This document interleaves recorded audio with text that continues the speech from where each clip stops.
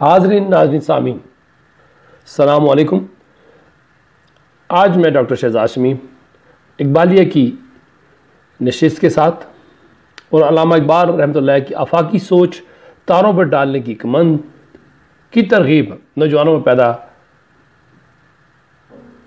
کرتے ان کی زندگی گزری ہے، اس کا یہ آج دوسرا حصہ ہے۔ پہلا اور یہ دوسرا حصہ یہ منیر احمد خلیلی صاحب ان کی ایک مضمون شائع ہوا تھا 23 مئی 2018 کو، یہ ان سے مستعار لیے گئے ہیں، شکریہ ان کا بہت بہت، اور انہی کے مضمون کو ہم نے آڈیو ویڈیو کی شکل دی ہے۔ شکریہ کے ساتھ شروع کرتے ہیں منیر احمد خلیلی صاحب کے تعاون سے۔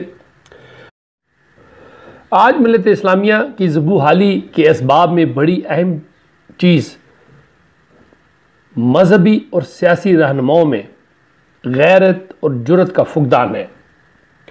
علامہ اقبال رحمۃ اللہ فرماتے ہیں، خار جہاں میں کبھی ہو نہیں سکتی وہ قوم، خار جہاں میں کبھی ہو نہیں سکتی وہ قوم، عشق ہو جس کا یسور، فقر ہو جس کا غیور۔ خودی میں عزم و استقلال اور امید و یقین نے اسے ایک انقلاب آفرین اور جہاں ساز قوت بنا دیا۔ زوال اور ادبار کی تاریکیوں میں یہی امید و یقین کا ستارہ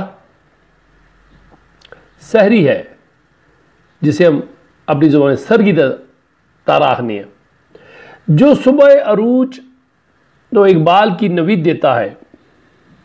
خودی کا یہ عنصر کارگاہ حیات میں سرگرمی اور فعالیت کے لیے مثل مہمیز ہے۔ امید افزائی سے سرشار تمام اشعار میں در حقیقت یہی خودی جھلکتی ہے۔ بانگ درا کی نظم شمع و شاعر، اس پہ ہم ایک ویڈیو بنا چکے ہیں، ہمارے چینل میں موجود ہے۔ شمع و شاعر میں ملی بدحالی کا منظر سامنے لا کر چوتھے بند میں علامہ اقبال رحمۃ اللہ علیہ مندی کی امید کا سما پیش کر دیا۔ فرماتے ہیں، شام غم لیکن خبر دیتی ہے صبح عید کی، شام غم لیکن خبر دیتی ہے صبح عید کی، ظلمت شب میں نظر آئی کرن امید کی۔ اور پھر فرمایا، شب گریزاں ہو گئی آخر، شب گریزاں ہو گئی آخر، جلوہ خورشید سے یہ چمن معمور ہوگا نغمہ توحید سے۔ دلوں میں آرزو کی فصل اگانا بند ہو جائے تو یاسیت کی دائمی خزاں، ناامیدی کی دائمی خزاں کا مسلط ہو جانا لا ابدی امر ہے۔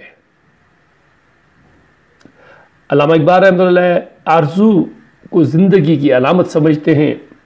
آرزو بمعنی خواہش اور امید باہم تمام ہے۔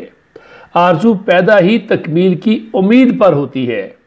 شمع و شاعر طلوع اسلام اور والدہ مرحومہ کی یاد میں شکوہ اور جواب شکوہ، مسجد کرتبہ، ساقی نامہ، ابلیس کی مجلس شورا جیسی عالمی ادب کے مقابلے میں رکھے جانے والی شاہکار نظموں میں سے ایک خضر رابی ہے۔ اس کے تابع عنوان میں سے دنیائے اسلام کا آخری شعر قنوتیت دل شکستگی کے مرض کے لیے گویا نسخہ شفا ہے، جس میں اللہ کی رحمت اور نصرت کی طرف توجہ دلائی گئی ہے۔ فرماتے ہیں، مسلم استی سینائے راہ از آرزوئے آبادی دار، ہر زماں پیش نظر لا تخلف المیعاد دار۔ اور بال جبریل کی 7ویں غزل میں امید کی یہی موضوع ہے، براہ راست پیرائے میں سامنے آتا ہے۔ فرماتے ہیں، نہیں نا امید اقبال اپنی کشت ویراں سے، نہیں نا امید اقبال اپنی کشت ویراں سے، ذرا نم ہو تو یہ مٹی بڑی سرخیز ہے ساکی۔ علامہ رحمۃ اللہ علیہ کی حیات فکر و فلسفے پر کتابوں کی انبار ہیں، مقالات و مضامین، لیکچروں اور تقاریر کے بھی ڈھیر لگے ہوئے ہیں۔ ہر عقیدت مند علامہ اقبال کو اپنی عقیدت اور اپنے فہم کے آئینے میں دیکھتا ہے۔ جو شخص اسلام کے عقیدہ توحید کی روح کو پالے اور معرفت کی منزل پر پہنچ جائے، اس پر اسرار خودی خود بخود کھلنے لگتی ہے۔ علامہ اقبال رحمۃ اللہ علیہ نے یہ جو کہا ہے، خودی کا سر نہاں لا الہ الا اللہ، تو یہ اسی طرف اشارہ ہے کہ خودی کا راز لا الہ ہے، ان میں پوشیدہ ہے۔ لا الہ کیا ہے؟ یہی توحید ہے، جس کا اصل مفہوم جس پر واضح ہو گیا، اس پر گویا فلسفہ خودی کی حقیقت کھل گئی۔ قرآن مجید کا کوئی صفحہ تصور توحید سے خالی نہیں۔ خودی کی ساری رمزیں قرآن میں پوشیدہ ہیں۔ اقبال رحمۃ اللہ کا وہ مرد مومن یا مرد کامل جس کے بارے میں کئی ماہرین اور نقاد اقبال کی رائے یہ ہے کہ جرمن فلسفی اور شاعر نیتشے کے سپرمین کے مقابل پیش کیا گیا ہے۔ یہ مرد مومن خودی کا پیکر ہوتا ہے، اس کی خودی کو آن بان اور شان قرآن سے ملتی ہے۔ ضرب کلیم کی نظم مرد مسلمان اسی حامل خودی مسلمان کی لفظی تصویر ہے۔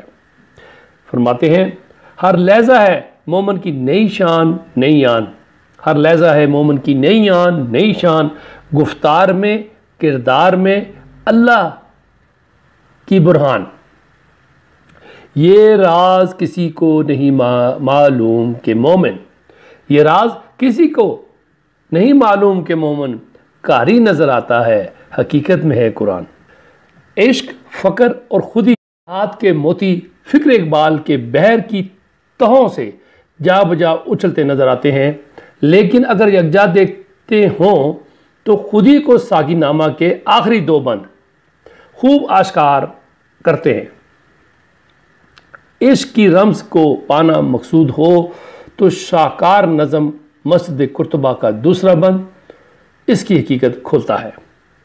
بال جبریل ہی کی نظم و عشق میں عشق کا علم سے موازنہ کرتے ہوئے وہ عشق سراپا حضور، عشق کی گرمی سے ہے مارکا کائنات، عشق تماشائے ذات، عشق سکون و ثبات، عشق حیات ممات جیسی خصوصیات بیان کرتے ہوئے فرماتے ہیں عشق کے ہیں معجزات سلطنت تو فقر و دین، عشق کے ہیں معجزات سلطنت تو فقر و دین، عشق کے ادنا غلام صاحب تاج و نگیں، عشق مکان و مکین، عشق زمان و زمین، عشق سراپا و یقین اور یقین فتح باب۔ مزید یہ کہ عشق پر شورش طوفان، بجلی حلال اور عشرت منزل، لذت ساحل اور حاصل سب حرام بتانے کے بعد آخر میں کہتے ہیں علم ہے ابن الکتاب، عشق ہے ام الکتاب۔ بال جبریل کی 59 اور ضرب کلیم کی جاوید سے کے عنوان کے تحت تیسری غزل فقر ہی کی حقیقت بتاتی ہے، اور ہم اس پہ ویڈیو بنا چکے ہیں۔ آپ ہمارے چینل سے آپ یہ ساری ویڈیو دیکھ سکتے ہیں۔ تو اس کا مقطع یہ ہے کہ مومن کی اسی میں ہے امیری، فقر کے بارے میں بتایا ہے کہ مومن کی اسی میں ہے امیری، اللہ سے مانگ یہ فقیری، ذات کبریا اور محبوب کبریا سے محبت اقبال رحمۃ اللہ کے عشق کے دو باہم لازم و ملزوم اجزاء ہیں۔ حبیب سے محبت محب سے محبت کے مترادف ہے۔ ایک روایت ہے من احبانی فقد احب اللہ، من احبانی فقد احب اللہ ومن اطاعنی فقد اطاع اللہ، یعنی جس نے مجھ سے محبت کی اس نے گویا اللہ سے محبت کی، اور جس نے میری اطاعت کی اس نے اللہ کی اطاعت کی۔ سند کے اعتبار سے یہ روایت غریب ہے، لیکن سورہ نساء کی 80 یعنی 80 آیت نمبر ہے، فرمایا من یطع الرسول فقد اطاع اللہ کے ساتھ ملا کر پڑھیں تو اس کے معنی ہو جاتے ہیں۔ اللہ تعالیٰ سے محبت کا پہلا مرحلہ تعارف باللہ ہے۔ تعارف باللہ تعلق باللہ کا پہلا زینہ ہے۔ تعلق قائم ہو جائے، جذب و کرب سے گزرتے ہوئے من اور تو کے مٹ جانے کی منزل آ جاتی ہے۔ فرماتے ہیں مٹا دیا میرے ساقی نے عالم من و تو، پلا کے مجھ کو لا الہ الا ہو۔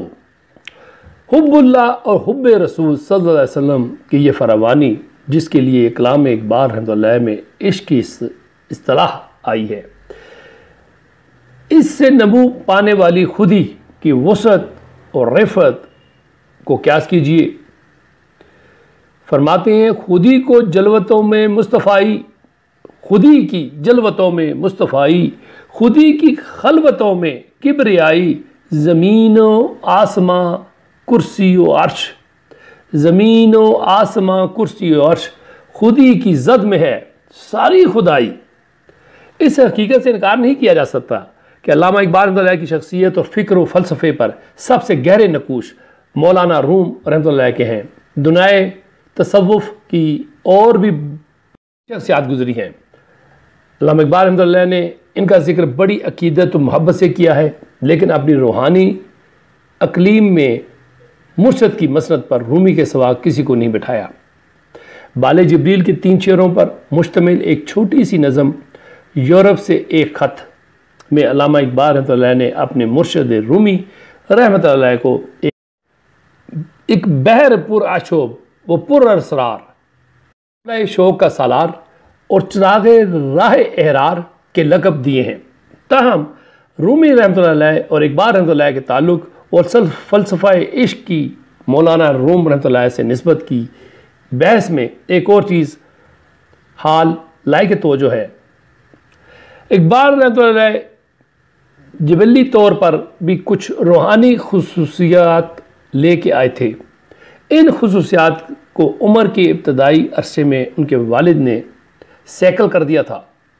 حیات اقبال پر موجود لٹریچر میں یہ بڑی قوی روایت ملتی ہے کہ قرآن پڑھتے ہوئے ان پر گریہ کی ایسی کیفیت طاری ہوتی تھی کہ اوراق قرآن کے آنسوں سے بھیگ جاتے تھے، اور نبی اکرم صلی اللہ علیہ وسلم کا ذکر ہوتا تب بھی وہ رکت میں ڈوب جاتے تھے۔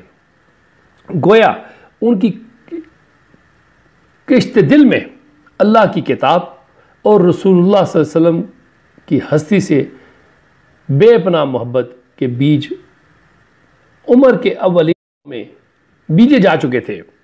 رومی رحمۃ اللہ کے افکار سے اس کھیتی کی سینچائی ہوئی، عشق رسول صلی اللہ علیہ وسلم کی لہریں لاکھوں ویران زندگیوں کو آباد کر گئیں اور ہزاروں پست اس سے بالا ٹھہرے۔ یہی عشق ہر افتادہ درماندہ مسلمان کی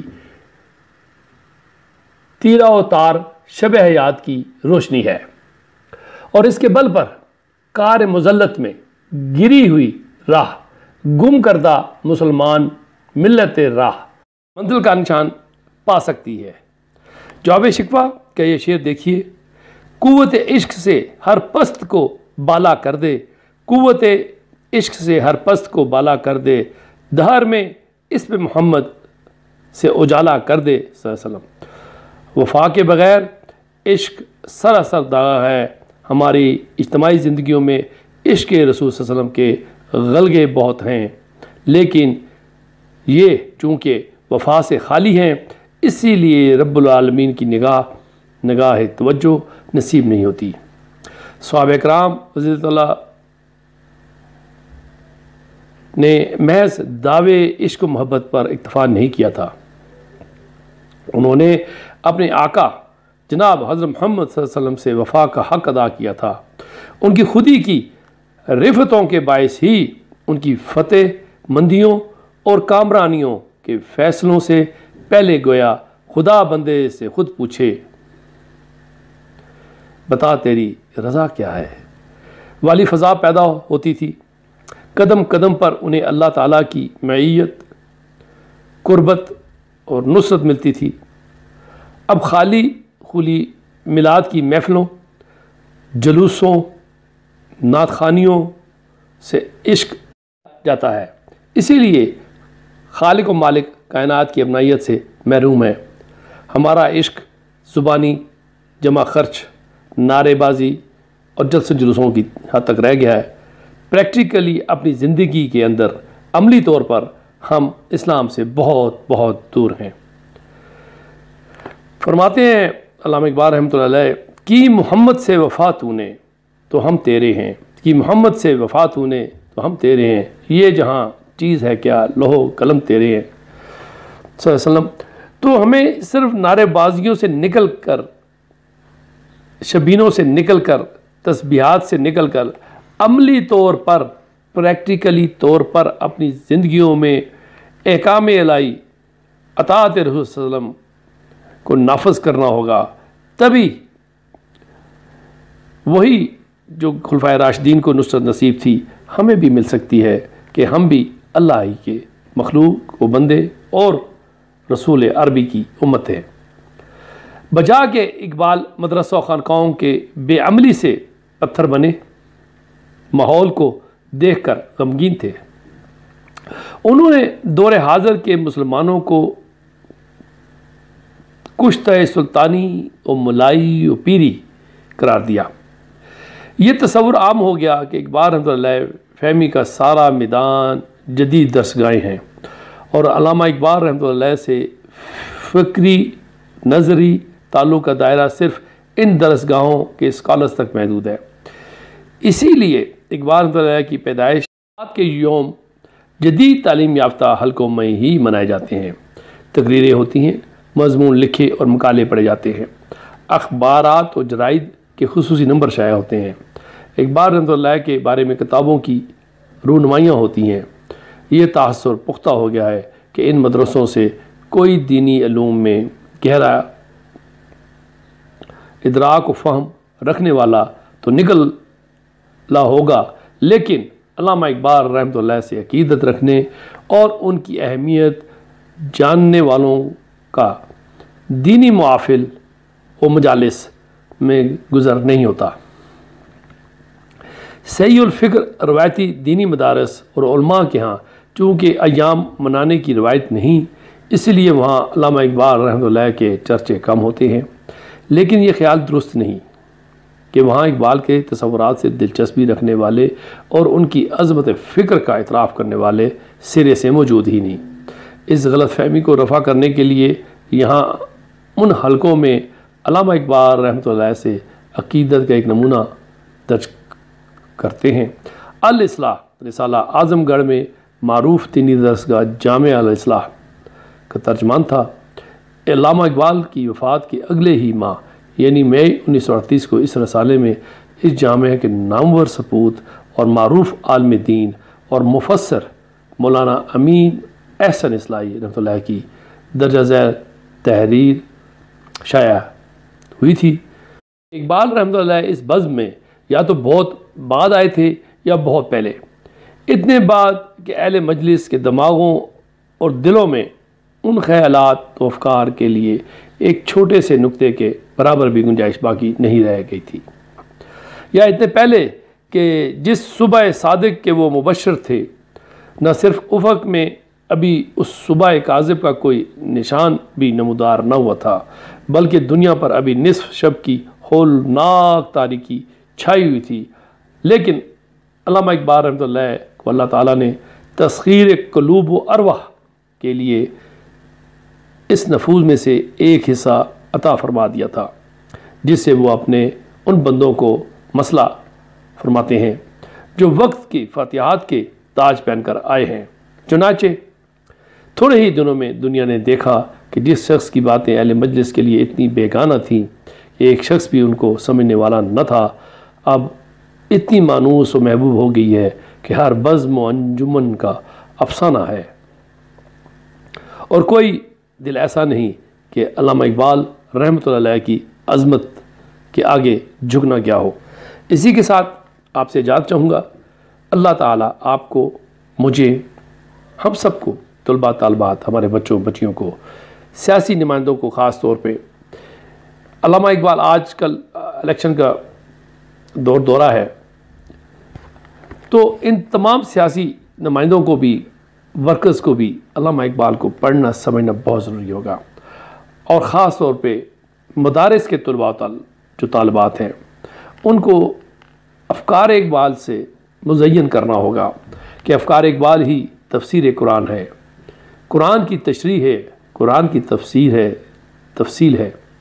تو اقبال کو سمجھنے کے لیے بہت ضروری ہے کہ ہم اپنے بچوں کو، خاص طور پہ طلباء طالبات کو، نرسری سے لے کے یونیورسٹی لیول تک ان کو ان افکار سے مزین کریں، اور آئے دن ان کو ان افکار پہ ان سے بات کریں اور ان کو سمجھائیں اور پڑھائیں۔